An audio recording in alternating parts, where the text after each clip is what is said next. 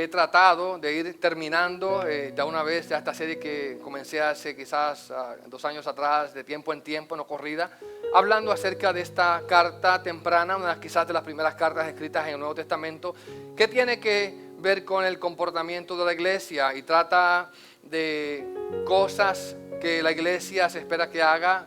Es el libro considerado de sabiduría en el Nuevo Testamento, así como el Proverbios lo es en el Antiguo Testamento. Y hemos ido avanzando poco a poco en esta predicación, la cual yo pensaba que podía hacerla cuando comencé en 30 minutos o quizás 40 minutos de un día, y se ha extendido ya hasta la tercera entrega y no es la última. Pero sí estamos aprendiendo y espero que lo que aquí estamos estudiando se queden en sus corazones, así como en el mío. Llegamos ya avanzando y hablamos acerca de el no quejarnos, como dice el verso 9, de llevarnos unos con los otros, de sobrellevarnos, de poder comprendernos y saber que cuando hay personas que se unen, ya sean 2 o más, y en cualquier relación, pues hay la posibilidad de que existan problemas.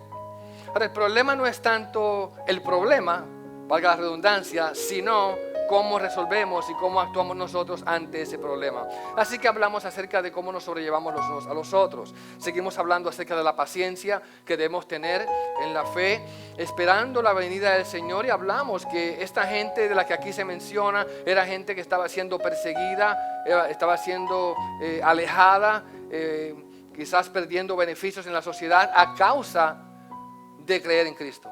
Por haber sido cristianos, convirtiéndose en seguidores del Señor, ellos estaban enfrentando todo tipo de persecución, lo cual todavía podemos ver cómo ocurre en otros lugares. Quizás no aquí tan directamente, aunque también podemos empezar a notar cómo también se nos persigue nuestra forma de pensar. Es una persecución aquí un poquito más, diría yo, especial, más sutil, pero existe también ese tipo de persecución donde no se le permite a las personas cristianas expresar su fe y se le impone lo que el mundo quiere que imponer sobre nosotros, y se espera que nosotros aceptemos lo que el mundo acepta. Así que esa batalla entre el bien y el mal no es nada nuevo. Desde tiempos antiguos, desde antes de Cristo, todavía veíamos la lucha. Es más, vamos a remontarnos hacia atrás, hacia el huerto del Edén. Y vemos que desde allí, después de la caída en pecado, hay una lucha continua entre el bien y el mal, entre el reino de las tinieblas y el reino de la luz, atacando Satanás continuamente a los seguidores de Jesucristo. Tenemos que entender como creyentes que estamos en una guerra espiritual. Estamos en una lucha constante y aquí no se puede ser neutral. No se puede ser neutral. Llegamos entonces avanzando a través de la Biblia y hablamos aquí en cuanto a los juramentos. Hablamos la semana, creo que fue antepasada, y llegamos la semana pasada al punto donde estamos hablando acerca de las alabanzas y las oraciones en la iglesia. No solamente individualmente, sino como congregación. Hoy llegamos al capítulo 5, verso 14. Y este verso 14 dice así: ¿está alguno enfermo entre vosotros? Llame a los ancianos de la iglesia y oren por él, ungiéndole con aceite en el nombre del Señor. Y la oración de fe salvará al enfermo, y el Señor le levantará. Y si hubiere cometido pecados, le serán perdonados. Lo que estamos viendo entonces es que este siervo del Señor, como se llama a sí mismo, medio hermano de Jesucristo, escribiendo esta carta a los primeros cristianos, nos habla acerca de la manera en que podemos acercarnos a Él. Y hemos estado tomando estas cosas que hemos hablado como lo que describimos como disciplinas espirituales, que son prácticas que la iglesia hace para crecer. Y les di, por ejemplo, la definición siguiente: son aquellas prácticas que se encuentran en las Escrituras, las que promueven el crecimiento espiritual entre los creyentes en el Evangelio de Jesucristo. Son hábitos de devoción, hábitos de cristianismo experiencial que ha practicado el pueblo de Dios desde tiempos bíblicos. Así que estamos hablando de devoción, estamos hablando de entrega, estamos hablando de vivir una vida piadosa, entregados al Señor. Y hoy llegamos aquí a este pasaje donde se nos habla a nosotros acerca de la situación cuando hay enfermos dentro de la iglesia. Y dice: ¿está alguno enfermo entre vosotros? Ya hablamos del que está alegre, cante alabanzas. El que se siente afligido o triste, haga oración. También dijimos que se puede cambiar el orden, no hay problema. Cuando estamos afligidos, pongamos alabanza. Cuando estamos alegres, oremos también. Es decir, que podemos hacer tantas cosas cuando estamos alegres, gozosos, y todos pasamos por esas etapas. No, aquí no hay nadie que se libre, que diga que todo el tiempo está contento y que todo está bien, porque todos pasamos por tiempos difíciles de dolor, de preocupación, de cuantas cosas, ¿verdad? Pero también entendemos que pasamos por tiempos de alegría, tiempos de gozo, de regocijo, de aliento, donde queremos cantar y estar alegres al Señor y sobre todo tomar el momento para hacerlo. Me gusta cantar. Yo a veces voy caminando por los pasillos de la escuela, me pasó esta semana, y mientras iba caminando por el pasillo me escucha alguien, oh, estás cantando, y todo el mundo me dice, ¿estás alegre? Y es que yo siempre canto, ¿verdad? Quizás porque llevo la alegría de Cristo en mi corazón y siempre estoy cantando. Así que lo cierto es que es bueno cantar al Señor y es bueno orar al Señor. Pero aquí dice que a veces hay enfermos en la congregación. Y miren lo que dice aquí, ¿está algún enfermo entre vosotros? Obviamente en una congregación siempre hay gente enferma, personas que están sufriendo distintos tipos de dolencias. Y está entonces Santiago llamando aquí a aquellos que están enfermos a que haga algo. Y le dice, llame a los ancianos de la iglesia. Y quisiera detenerme aquí primeramente en lo que significa llamar a los ancianos de la iglesia. ¿Está alguno enfermo entre vosotros? Llame a los ancianos de la iglesia. Debemos notar primeramente que los ancianos de la iglesia, ¿verdad? Aunque puedan tener espíritu de discernimiento y quizás Dios les revele muchas cosas, no sé, como en algunas ocasiones alguna gente dice que pasa, lo cierto es que no saben todo lo que está pasando. Y hay personas que están enfermos en sus casas y llevan un tiempo, una semana sin ir a la iglesia o dos, y uno se preocupa cuando no los ve, los llama y todo eso, pero allí no dice que los ancianos llamen a los enfermos, sino que el enfermo llame ¿a quién? Al anciano. Entonces, eso significa que reconoce que esta persona es parte de una congregación. Parte de las disciplinas cristianas es pertenecer activamente a una congregación, participar, estar allí, estar presente y ser conocido. Entonces, esta persona llamaría a los ancianos de la iglesia para que vayan a orar por él. ¿A quiénes son los ancianos? Levanten las manos los ancianos, por favor. Y en realidad no se está refiriendo tanto a los ancianos que tienen ya más de 45 años. Así que lo cierto es que cuando hay alguien anciano en la iglesia, se refiere a estas personas que no solamente son mayores de edad, aquellos que han entrado, como decía ahorita, a la edad de oro, de orada, sino que son personas también que podemos entender que sirven como líderes en la comunidad. Y de hecho la palabra anciano se toma de eso porque los ancianos, a causa de su experiencia, de su base, su testimonio, su conocimiento, pueden servir de líderes en la comunidad. Y esto es algo que también ocurre si usted busca las tribus lejanas, aunque no sean cristianas, quienes dirigían estas grandes tribus de indios o nómadas o cualquiera que sea, eran siempre los ancianos que tenían el conocimiento de cómo se deben llevar a cabo las cosas. Ahora, cuando la Biblia habla de ancianos, se refiere no solamente a la edad, aunque esto también es un factor muy importante, porque dice la Biblia que no sea un neófito, ¿verdad? Alguien que sea un novato, alguien que no sepa, sino que sea alguien que tenga experiencia y conocimiento, le dice Pablo en 1 Timoteo. Alguien que esté capacitado para eso, que sepa lo que va a hacer. Así que no solamente se refiere a la edad, sino que se refiere también al nivel espiritual de esa persona. Aquellos que han crecido y madurado y han llegado a dirigir la iglesia. Aquí esto también nos muestra a nosotros el orden que había y existía en la iglesia cristiana. Nos habla de cuál era la forma de gobierno que había. Habían ancianos los cuales se ocupaban de orar por aquellos que estaban en necesidades. Ahora, en el Nuevo Testamento no vemos jerarquías. Cuando leemos en la iglesia no vemos allí rangos de liderato. No vemos que hay una jerarquía donde uno es más alto que otro dentro de los líderes de la iglesia, sino que todos son llamados presbíteros. La palabra anciano es presbíteros. Pero también se usa la misma palabra para referirse a los pastores, es decir, episcopos, como tendríamos en nuestro tiempo quizás la iglesia episcopal. El obispo es la palabra que se encuentra en la Biblia, que es la misma, el que está por encima, o supervisor, el que supervisa. Se usa intercambiablemente la palabra anciano o presbítero, se utiliza obispo, y también se utiliza la palabra pastor. refiriéndose más a la tarea que hacen los obispos o ancianos, que es velar por la iglesia, velar por la obra, estar a cargo de la vida espiritual y también física de los miembros de la iglesia.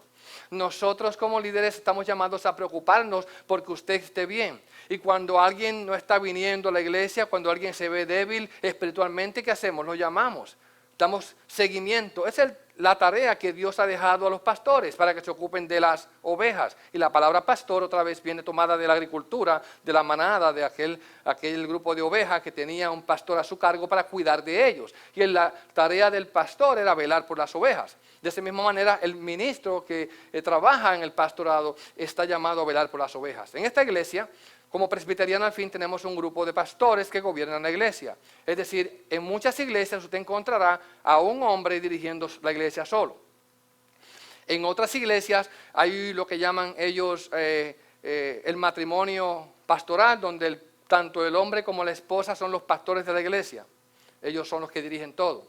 En otras congregaciones hay también lo que llaman los síndicos, que serían en este caso quizás los diáconos. Y nosotros tenemos aquí también diáconos. Los diáconos son los que ayudan a los ancianos, que son los que dirigen la iglesia. Pero tenemos también dos tipos de ancianos en nuestra congregación. Y hemos hablado de esto. Está el anciano, que es el anciano gobernante, aquel anciano que se ocupa de la vida espiritual de la iglesia, que quizá usted no lo ve siempre predicando cada domingo, pero que aquí están envueltos en la vida diaria de los creyentes. Y juntamente con los diáconos atienden a aquellos que vienen a formar parte de la iglesia. Aquí nuestro hermano Jorge recientemente fue ordenado como diácono de esta iglesia. Estoy seguro que le mandaron una lista de miembros, los cuales te toca orar por ellos y velar y llamar cuando no están, ¿sí? Así es, nos toca a nosotros, yo también tengo mi lista. Y cuando vi que me faltaban algunos, llamé a la iglesia, me faltan algunos aquí de mis ovejas, ¿dónde están? Y me dijeron, los compartimos con Jorge para que te ayude. ¿Se da cuenta qué lindo? Así que eso es importante, porque estamos pendientes a la vida de cada uno de los miembros de nuestra iglesia. Ahora, no solamente lo espiritual, sino también nos preocupamos de que usted está bien físicamente. Nos interesa de que usted tenga que comer, que tenga que vestir, que sus hijos estén bien, que usted tenga para proveer para su casa, y si es necesario ayudarle de alguna manera financiera o económicamente o materialmente, pues también lo vamos a hacer como iglesia, hasta donde nuestros medios obviamente lo permita, ya que nuestra iglesia tiene fondos que son limitados, pero lo vamos a hacer con alegría y gozo porque queremos que usted también esté bien, no solamente espiritualmente, sino físicamente. Es nuestro llamado orar por los líderes, como líderes, por los miembros de la iglesia. Y aquí en este caso dice el apóstol Santiago, si alguno está enfermo entre vosotros, llame a los ancianos de la iglesia. ¿Por qué razón? Porque el deber del anciano es acercarse a aquel enfermo y orar por él o por ella. Y dice allí entonces que le unjan con aceite, ungiéndole con aceite. Ahora bien, ¿qué significa esto de ungir a los enfermos con aceite? La palabra aceite en la Biblia mayormente tipifica, y el ungimiento tipifica la obra del Espíritu Santo. Es un simbolismo de la presencia del Espíritu Santo. Por ejemplo, en el Antiguo Testamento se acostumbraba a ungir a 3 oficios o 3 personas que participaban en ciertas oficinas en particular. Por ejemplo, se ungían a los reyes para que fuesen reyes cuando llegaban a su lugar, a su trono, el tiempo de ungimiento. De hecho, ayer creo que ustedes quizá lo vieron por televisión, se coronó a Carlos III como rey de Inglaterra.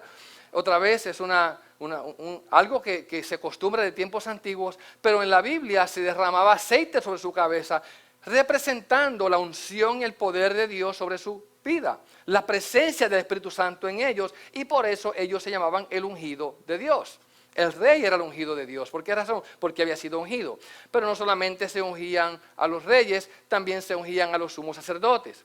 Cuando venían a su posición para tomar su lugar, se derramaba aceite sobre ellos para ungirlos e instalarlos en su oficina. Y se ungían también a los profetas en su ministerio profético, como también hizo Elías con los profetas, que ungió sobre ellos derramando aceite. Así que esta unción especial, la cual, de hecho, la palabra Mesías, Meshach, significa ungido, ungir. Y nosotros somos los mesiánicos. ¿Cuántos mesiánicos hay aquí?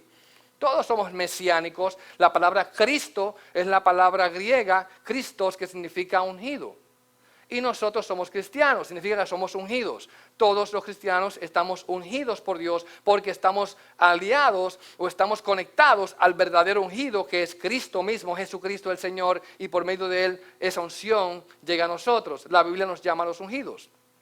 De hecho, cuando se comenzó a llamar a los cristianos cristianos, era de manera un poco despectiva en Antioquía, cuando le decían cristianos por primera vez en aquel lugar, era porque estos eran los ungidos, los cristianitos. ¿Ve? Pero en realidad es una gran verdad, somos ungidos de parte de Dios, y es lo que la Biblia llama a nosotros como ungidos, lo cual la palabra que se usa allí es la palabra crisma, ¿verdad? Hay una iglesia, que es la iglesia ortodoxa, que cuando las personas se unen a su iglesia, hacen lo que llaman una crismación, un ungimiento. Ya ha sido bautizado en otra iglesia, ya ha sido miembro de la otra iglesia, es creyente. Cuando se une a esa congregación no lo vuelven a bautizar, simplemente le hacen un ungimiento llamado crismación, como alguien que está ungiendo para llegar a su iglesia. De todas maneras, no es solamente este bautismo ministerial el que la Biblia habla, o este ungimiento ministerial el que la Biblia menciona. Hay otros ungimientos en la Biblia. Por ejemplo, podemos ver que hay el ungimiento que se habla para la higiene personal. Alguien que se unge con aceite, que se pone aceite. Por ejemplo, cuando Jesucristo habla de esto, le dice, cuando ustedes ayunen, pues no demuden sus rostros y se vean todos demacrados como hacen los hipócritas, para que la gente los vean en las calles diciendo, mira, ese está demacrado, está sin ropa, está todo mal vestido, despeinado, no se peinó, pobrecito, es que está entregado al Señor ayunando. Jesucristo dice, no, lo que tienes que hacer es bañarte bien bañado, peinarte bien peinado y ungirte bien ungido, con olores y perfumes para que salgas a la calle. Es decir, esto es un ungimiento que tiene que ver con la higiene personal. Pero también tenemos, ese sería el segundo tipo de ungimiento, tenemos el ungimiento, el cual es el ungimiento hospitalario. Y hablamos de esto un poco en la escuela dominical en el día de hoy. Cuando alguien llega a tu casa, que viene sudado del camino, polvoriento, con sus pies sucios, que ha caminado y está quizás invitado a comer con usted, entonces la persona debía permitir que esta persona se lavara. En ciertas ocasiones se traía agua para que la persona simplemente lavase sus pies, se le daba perfume para que se perfumara, y las personas que tenían más dinero pues traían esclavos que se encargaran de lavarle los pies al invitado y también de ungir su cabeza antes de sentarse a la mesa a comer. Esas fue las palabras que le dijo Jesucristo a aquel fariseo que lo invitó, y dije, mira, yo entré a tu casa y tú no me diste agua para lavar mis pies, ni ungiste mi cabeza. Sin embargo, esta mujer llegó aquí y comenzó a ungir mis pies y con perfume y con sus lágrimas, y a enjugar con sus cabellos mis pies. Así que tenemos este ungimiento, que es un ungimiento, digamos, hospitalario, de alguien que llega a su casa. El último ungimiento que vemos en la Biblia es el ungimiento medicinal. Y es cuando las personas estaban enfermas. Antiguamente se consideraba que ellos podían ungirlos con un tipo de aceite, lo que llamaríamos ahora quizás un sobo, un masaje corporal. Cuando empezamos a masajar a las personas con aceite, ellos acostumbraban a hacer esto porque sentían que este tipo de calor en el cuerpo con este aceite podía causar mejoría en la vida de la persona. Entonces, ¿por qué estoy diciendo todo esto? Porque cuando llegamos aquí a esta lectura del día de hoy, que dice que los ancianos de la iglesia sean llamados para que oren por el enfermo, y dice ungiéndole con aceite. Cuando aquí se habla de ungir con aceite, no es para separarlo para una oficina de sacerdocio, ni para ser rey, ya era cristiano, así que estaba ungido por el Señor como creyente. Tampoco era un ungimiento hospitalario, ni tampoco para que oliera bien, sino que era un ungimiento medicinal, el cual se entiende que aquello ayudaría a esta persona a mejorarse. Nosotros obviamente acostumbramos a ungir a las personas, y yo pues cada domingo traigo mi aceite, ¿verdad? Porque lo usamos como un ejemplo del Espíritu Santo, y cuando oramos para algún enfermo ponemos un poco de aceite en su frente como símbolo o tipificación del Espíritu Santo, y que está haciendo la obra, porque es Dios el mismo que hace la obra. Dice allí entonces que cuando oren por los enfermos los unjan con aceite. Otra vez en la cultura sería ese tipo de masaje corporal que se daría a aquel enfermo para levantarlo. Y claro, dentro de este contexto oía un predicador que decía que por eso es importante que vayamos a las oraciones cuando sea una dama, que vayan las damas con los caballeros, porque si hay que dar ese tipo de masaje, que mejor que la dama le dé ese masaje a la otra dama y no un caballero, porque sería bastante impropio una cosa como esa. Lo cierto es que nosotros entendemos que la obra de Dios es la que sana al enfermo. Mire lo que dice allí, y la oración de fe sanará al enfermo. No dice que el aceite sanará al enfermo, no dice que ni siquiera la presencia del diácono o el ministro o el anciano sanaría al enfermo, sino que la oración de fe, en otras palabras, entendiendo que dependemos de Dios para la sanidad, es Dios nuestro sanador. Esta sanidad que está aquí se refiere a la sanidad obviamente física, porque esta persona está enferma, pero también podemos verlo en el contexto espiritual, donde finalmente habrá una sanidad espiritual. ¿Y por qué digo esto? Porque mira lo que dice allí. Seguimos leyendo. Y la oración de fe salvará al enfermo.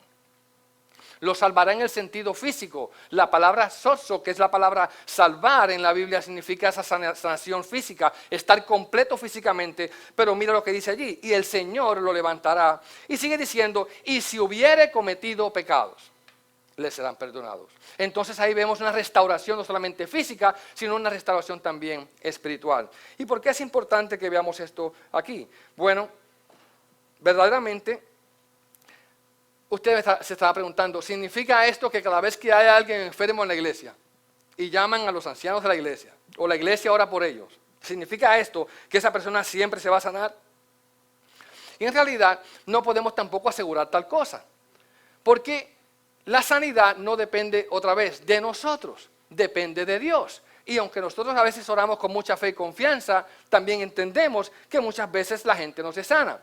Y nos preguntaríamos aún más, si es cristiano, ¿por qué se enfermó? Como la gente me ha dicho, ¿por qué si eres cristiano te estás enfermando? Bueno, nos enfermamos porque estamos en un mundo caído y todavía no hemos sido glorificados. Si alguien ha sido glorificado, levánteme la mano.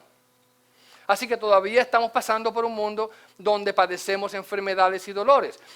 El dolor, la enfermedad y la muerte se van a acabar en la tierra nueva y los cielos nuevos, como dice la Biblia. Mientras estamos aquí, estamos en un mundo y estamos propensos a las enfermedades como todo el mundo. Es parte de la caída y del pecado, la maldad que ha entrado al mundo. Y estamos en un proceso de cambio y restauración.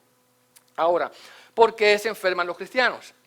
Primeramente porque son humanos, porque somos gente como todos los demás, viviendo en un mundo expuestos a enfermedades donde hay pandemias y otro tipo de cosas que se presentan y estamos tan expuestos como los demás.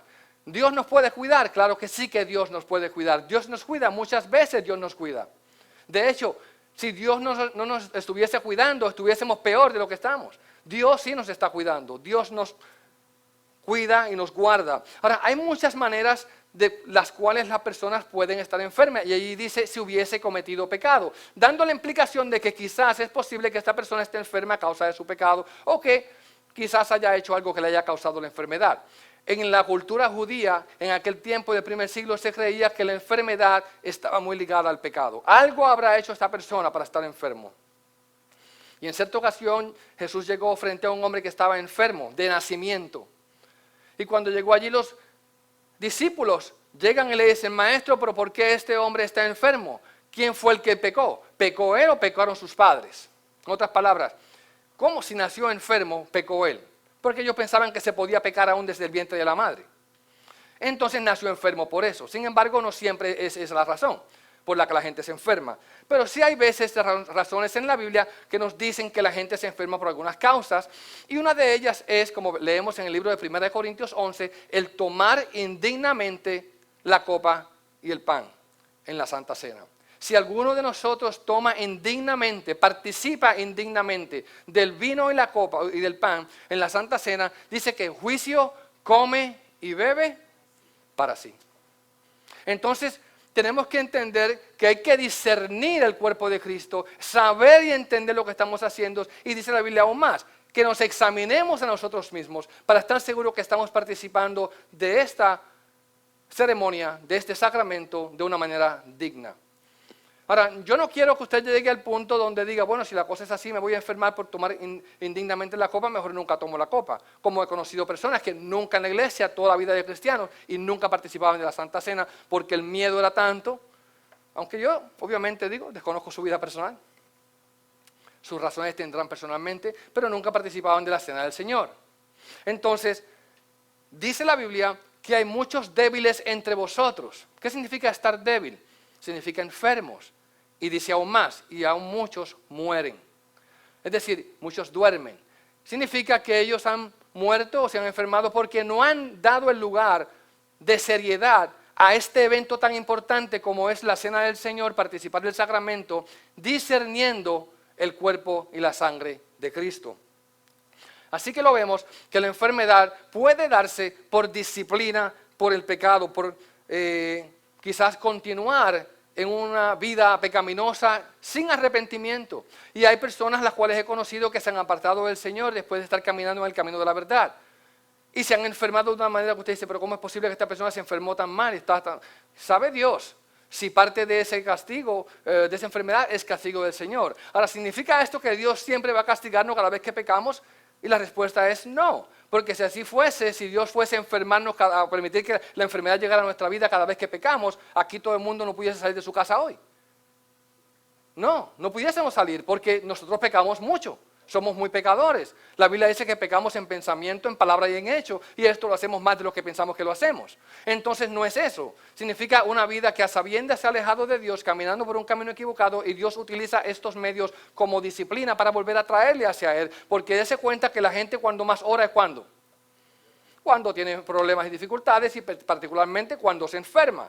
Cuando nos enfermamos, óigame, créanmelo, que nosotros oramos mucho. Uno ora y le pide al Señor, entonces quizás sea un medio el cual Dios está usando para volver a traerle al camino de la verdad. La semana que viene hablaremos un poco más de eso, pero también hay formas en que nosotros pecamos y nos puede causar enfermedad, como abusar nuestro cuerpo. Hermanos, es un cuerpo que está limitado, es un cuerpo de carne y hueso, y nosotros no somos superhombres, supermujeres, superman y superwoman, que podemos hacer todo y nunca enfermarnos.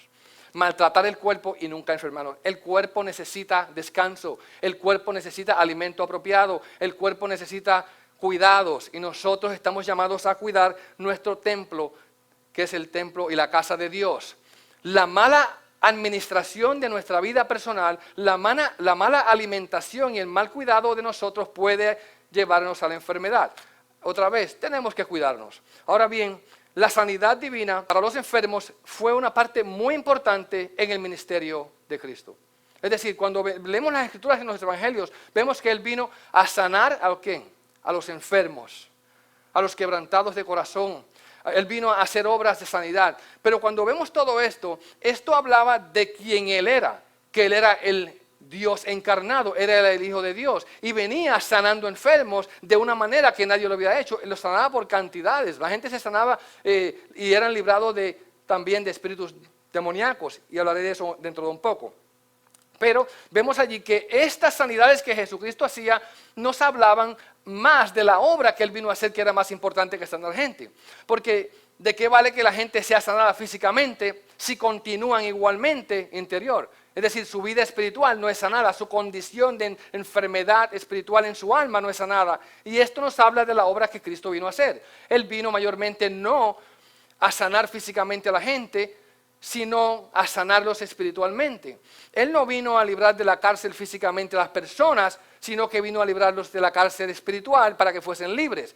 Por eso dijo, he venido a poner en libertad a los cautivos, en Lucas capítulo 4. Ahora, Juan estuvo preso en la cárcel, Juan el Bautista. Y mientras Jesús predicaba, él estaba en la cárcel esperando que se diera con su vida. A Juan terminaron cortándole la cabeza.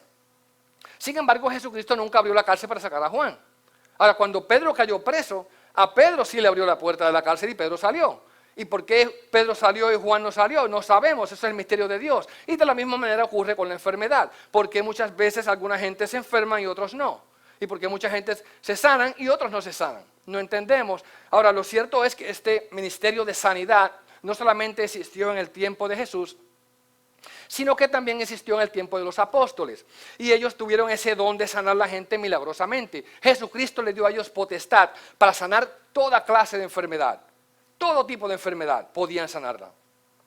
Y entonces, esto ocurrió en lo que nosotros llamamos la era del fundamento, la era apostólica de la iglesia. Eran milagros extraordinarios los que ocurrían, y de hecho esto sirvió para fundamentar y establecer la iglesia, para llamar la atención de la gente y predicar el evangelio, cosa de que la gente se pudiese convertir a Cristo y recibir la salvación, que es mucho más importante, ser sanados espiritualmente.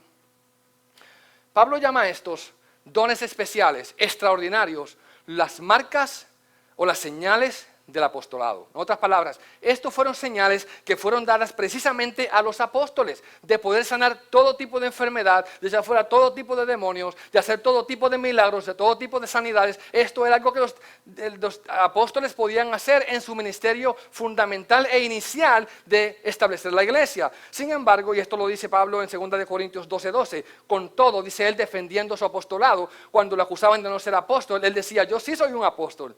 Ustedes son mi carta de recomendación. Yo les prediqué a ustedes, yo les hablé el evangelio a ustedes. Ustedes se convirtieron por causa mía. Es más, dice él, con todo, las señales del apóstol han sido hechas entre vosotros con toda paciencia. ¿Cómo? Por medio de señales, prodigios y milagros. ¿Se da cuenta? Entonces las señales del apóstol son hechas con señales, prodigios y milagros, y eso fue lo que pasó. Pedro sanaba con su sombra. Dice la Biblia en Hechos capítulo 5, verso 15, tanto que sacaban a los enfermos a las calles y los ponían en camas y lechos para que al pasar Pedro, al menos su sombra cayese sobre alguno de ellos. Y en Hechos 19, 11 leemos que los paños del cuerpo de Pablo eran llevados a los enfermos y los que estaban endemoniados y se sanaban y los espíritus demonios salían. Wow, leemos así, y hacía Dios, ¿quién los hacía? Dios, milagros extraordinarios por mano de Pablo. De tal manera que aún se llevaban a los enfermos los paños o delantales de su cuerpo y las enfermedades se iban de ellos y los espíritus malos salían. Y obviamente, tomando este pasaje, algunas personas quizás inocentemente han dicho: bueno, yo tengo un pañuelo aquí ungido. Toman ese pañuelo y lo ungen y lo enviaban a distintos lugares para que otras personas se sanaban. Y yo me crié donde había un predicador en mi tierra que acostumbraba por medio de la radio decirle a la gente: el que tenga alguna enfermedad, llámeme o escríbame que le voy a enviar un pañuelo ungido para que se sane. Y yo creo que mucha gente dieron testimonio de sanidades de esa manera, no por el pañuelo, sino por la fe que tenían en Dios, que es el dueño de la sanidad, porque es Dios quien sana. Así que, otra vez vemos esto. Lo cierto es que aunque esto era así, y esto eran las marcas del apostolado, no siempre hubo sanidad donde quiera que los apóstoles iban. Y usted dirá: ¿pero cómo es eso? No, vemos en la Biblia que estas sanidades fueron disminuyendo poco a poco y no se daban de la misma manera que antes. ¿Cuál evidencia tenemos de la palabra? El mismo Pablo dice en Gálatas capítulo 4 que él tenía una enfermedad en la carne, en la cual cuando predicaba estaba enfermo y sin embargo no pudo ser sanado de ella. El mismo Pablo dice que tenía un aguijón en la carne, el cual consideramos que si es en la carne es alguna enfermedad, el cual le aguijonaba y le había pedido 3 veces al Señor que lo sanara, y cada vez que le pedía, Dios le decía: ¿cómo? Bástate mi gracia. Otra vez: bástate mi gracia. Y la razón por la que Pablo tenía esta enfermedad, según él mismo testifica, era para mantenerlo humilde. Wow, para mantenerlo humilde, para que no se fuese muy arrogante y orgulloso de los poderes y las habilidades que Dios mismo le había dado. Así que vemos que también Pablo estaba enfermo y no recibió sanidad por ello. Este aguijón en la carne estaba en él y tampoco fue quitado. Timoteo, el pastor joven en la iglesia de Éfeso, era un muchacho que estaba enfermo, tenía problemas estomacales y Pablo no hace una sanidad milagrosa en él. Vemos que le dice: ya no tomes, o tómate un poco de vino y no tomes más agua para que te mejores de tus tantas enfermedades. En otras palabras, le dio una recomendación medicinal para que él se recuperara de sus problemas en los estómagos y no lo sanó milagrosamente. Vemos también donde Pablo habla y dice, las palabras donde dice: Epafrodito se enfermó y estuvo al borde de la muerte. En Filipenses capítulo 2. Por poco se me muere Epafrodito. Y Pablo no lo sanó milagrosamente. Entonces, ¿qué hacemos con esto? Más adelante vemos que Pablo vuelve y escribe. Y en la carta a Timoteo, al final le dice: Erasto se quedó en Corintio y a Trófimo lo dejé en Mileto. ¿Sabe cómo lo dejó? Enfermo. ¿Y por qué no lo sanó milagrosamente? La pregunta. Porque vemos como que quizás el énfasis no estaba tanto en la sanidad física, sino en la sanidad espiritual. Y estaba moviéndose entonces de la era apostólica de milagros y prodigios a una era más ordinaria. Lo extraordinario se quedaba atrás y se movíamos entonces como iglesia a la era ordinaria, donde comenzábamos entonces a trabajar confiando en el Señor por medio de la oración para que las cosas fuesen llevadas a cabo. Así que, ¿ha dicho Dios en la Biblia en alguna parte que su voluntad es que todo el mundo sea sano de toda enfermedad? No lo dice en ninguna parte. Aunque para los que creen de esa manera, nuestros hermanos carismáticos que piensan que es así, dicen que la pregunta aún es necia, porque Dios quiere que todo el mundo se sane, te lo dicen de esa manera. no concordamos con ellos porque no podemos, porque la Biblia misma nos enseña que eso no es así. No hay un texto que diga que nosotros tenemos que estar sanos cada vez y que Dios desea la sanidad. Me refiero temporal, porque finalmente Dios sí desea la sanidad total y completa y se va a cumplir en cada uno de nosotros. Pero eso se da en los cielos nuevos, en la tierra nueva, cuando seamos glorificados. Mientras estemos en este cuerpo, no entendemos. Mucha gente se sana y otra gente no se sana. Así que los que dicen que Dios tiene deseo de sanar a todo el mundo, aún a ellos se le muere la gente por la que oran.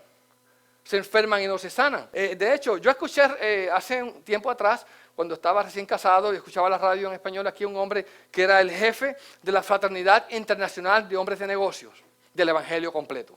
En otras palabras, Evangelio Completo, porque ellos creían que todas las milagros y todas las sanidades y todas las señales continuaban a través de la iglesia. Y él dijo estas palabras una vez que me chocaron bastante. Y él dijo, si usted ora por alguien y esa persona se muere, usted no es cristiano. Yo dije, wow, qué interesante está eso.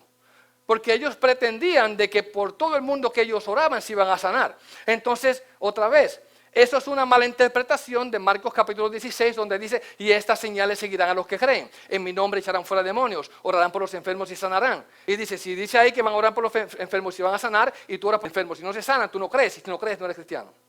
Y yo decía, wow, qué cosa más horrible. A él nunca se le murió nadie. Pero vemos que aún en los tiempos bíblicos esto fue disminuyendo. La mayoría de la gente, la mayoría de los vivos, se mueren de la última enfermedad. A veces viene antes, a veces viene después, a unos les dura mucho, a otros les dura poco. Pero finalmente todos morimos. ¿Por qué razón? Porque es causa del pecado. ¿Y por qué algunos se sanan y otros no se sanan? Eso lo dejamos en la mano del Señor.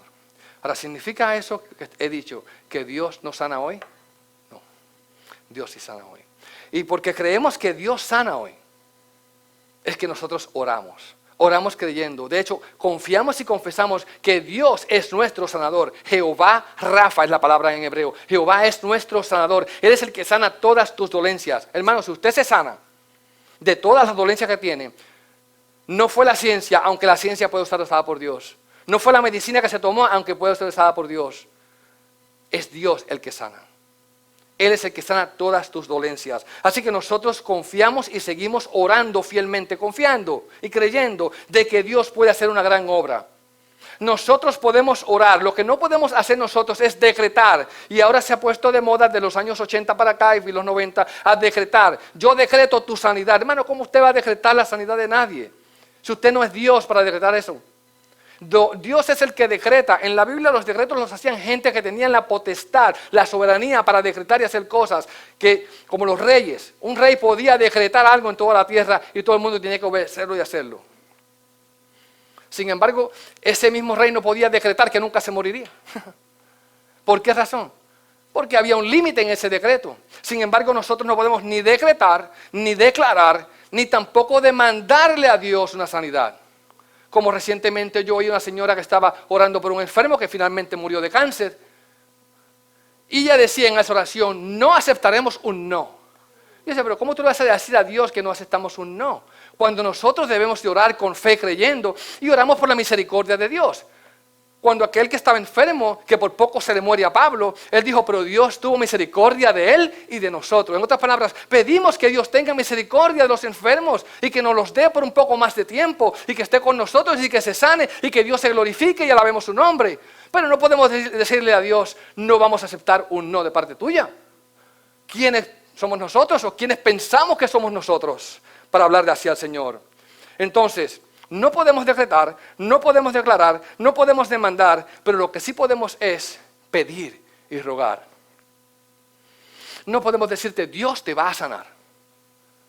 A menos que Dios no le dé una revelación directa y mejor que se cumpla, porque si no, está siendo un mentiroso y tomando el nombre de Dios en vano. Y eso ocurre mucho, la gente toma el nombre de Dios en vano y no hay temor en ellos. Ahora, déjeme decirle algo más. Hay gente que ora por enfermos y se sana. Hay gente que echa fuera demonios y ocurre. Y usted dirá, esa es la indicación de que verdaderamente es cristiano. Tampoco es así. Porque en aquel día, dice Jesús en Mateo 7, vendrán muchos diciendo, en tu nombre yo eché fuera demonios, en tu nombre yo sané mucha gente, en tu nombre yo profeticé. Y la voz del Señor le dirá, apartaos de mí, obradores de iniquidad, que nunca os conocí. Así que no podemos tampoco decir que el que ora y la gente se sana es de Dios automáticamente, porque hay gente que ora y la gente se sana y pide y profetiza y habla y dice cosas. Sin embargo, dice que nunca Jesucristo los ha conocido. Son obradores de iniquidad. Hermanos, corremos la arrogancia, el peligro de arrogancia de querer decir esto va a ser así. Hay iglesias que le van a decir, venga en tal día, que esa es la noche de sanidades y milagros. Si usted viene, aquí Dios lo va a sanar y va a hacer milagros. Esa es la noche especial. Es decir, el jueves, o el viernes, o el miércoles, la que sea. ¿Cómo podemos nosotros decir que la noche cuando Dios sana es los jueves? Y esa es la noche de sanidades y milagros. Entonces, hermanos, hay una cosa que no me moleste más a mí que la manipulación de las personas. Y nosotros no estamos llamados a manipular a la gente. Estamos llamados a predicar la verdad, a confiar en el Señor y orar como Cristo mismo oró. Hágase tu voluntad. Yo oro con todo el deseo en mi corazón de que alguien que esté enfermo se sane. Y aquí siempre pedimos oración y oramos los viernes juntos por la gente que se enferma. Pero también decimos, Señor, hágase tu voluntad, porque yo no sé cuál es el plan que Dios tiene para la vida de una persona o la otra. Y lo que yo pienso que debe ser lo mejor para él o para ella, quizás no es lo que Dios tiene en mente que es lo mejor para esa persona. Y por qué está como está. Así que también hay casos donde, como veíamos, los demonios enferman a la gente. Y en ese caso dice aquí, si alguno hubiese cometido pecado, serán perdonados. Podemos ver un poco más adelante que en realidad la gente toma ese deseo de ver a la gente enferma para asegurarle a alguien que Dios lo sanó. Y le han dicho a la gente, bota tus medicinas, no te las tomes más, que ya estás bien. Y han causado tremendos estragos en las personas, han hecho muchísimo daño, porque en realidad eso no sucede de esa manera. Yo he sido testigo y he visto a gente declarada sana que han seguido enferma y hasta se han muerto después que lo declararon sanos. Yo he visto a sordomudos ser declarados sanos y hasta el día de hoy están sordomudos. Y el día que lo declararon sanos, y lo vi más de una ocasión, todo el mundo aplaudió y la iglesia por poco se cae al piso y parecía que Dios verdaderamente estaba allí y que había habido una sanidad porque aquel muchacho que estaba allí dijo mamá y dijo papá. Y te sanaste ya. Y han pasado ya casi 50 años y todavía sigue sordomudo. Casos de ciegos que fueron declarados sanos y siguen ciegos. Ojos que fueron declarados sanos y siguen cojeando. Casos de tartamudos que fueron declarados sanos y hasta hoy tartamudean. Diabéticos que le dijeron, bota tus medicinas porque ya Dios te sanó, no te la tomes más, y todavía, después de tantos años, hasta el día de hoy siguen enfermos. Y lo más triste de todo esto es que le dicen, la culpa es tuya si no te sanaste. O perdiste, Dios te sanó y perdiste la sanidad. Porque Dios te sanó y como tú dudaste, Dios te la puso otra vez. Óigame, es una cosa que es lo más horrible y malvado que hay. Te enfermaste porque no creíste.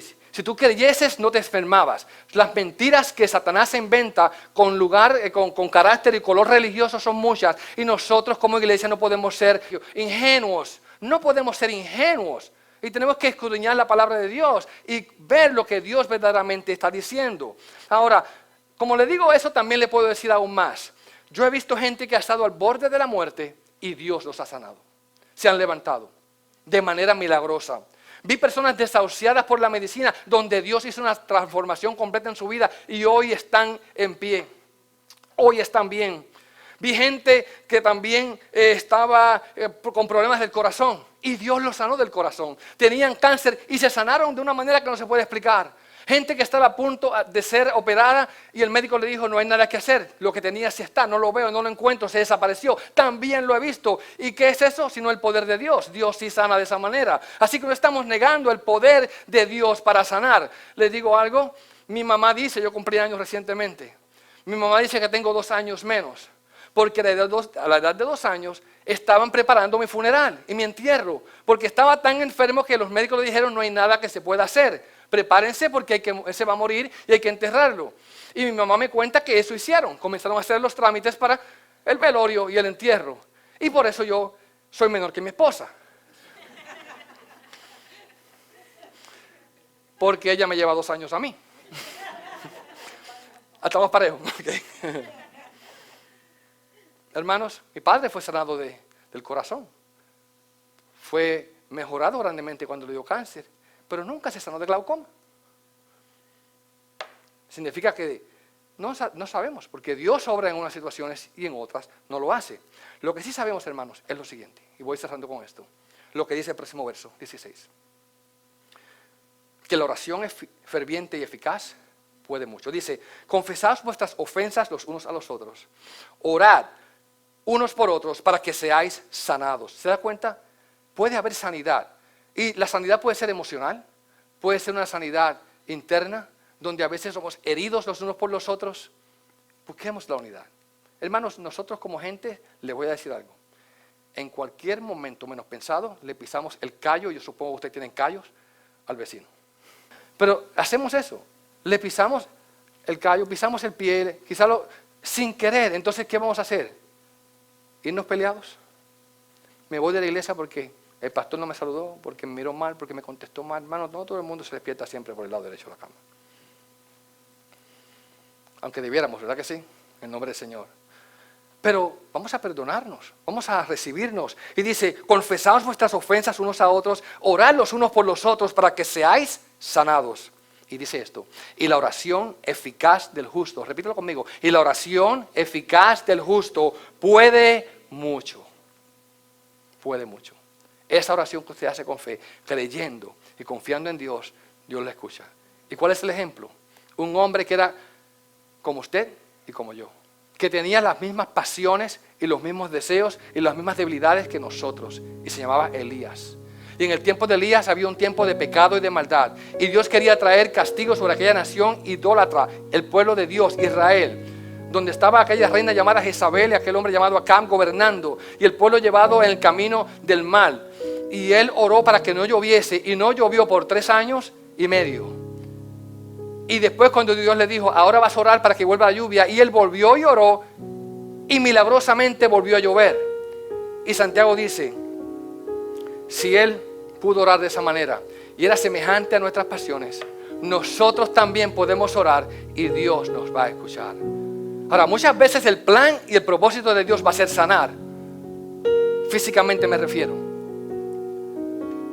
y otras veces va a ser llevarse a aquella persona a su presencia, porque llegó el momento de llamarlo y recogerlo, hasta que llegue el momento final de la gran reunión de los santos. Pedir perdón es ser valientes, pedir perdón es ser humildes. Así que debemos estar dispuestos a buscarnos los unos a los otros, pedirnos perdón, orar juntos y confiar en el Señor, que sana espiritualmente, físicamente y emocionalmente. Oremos.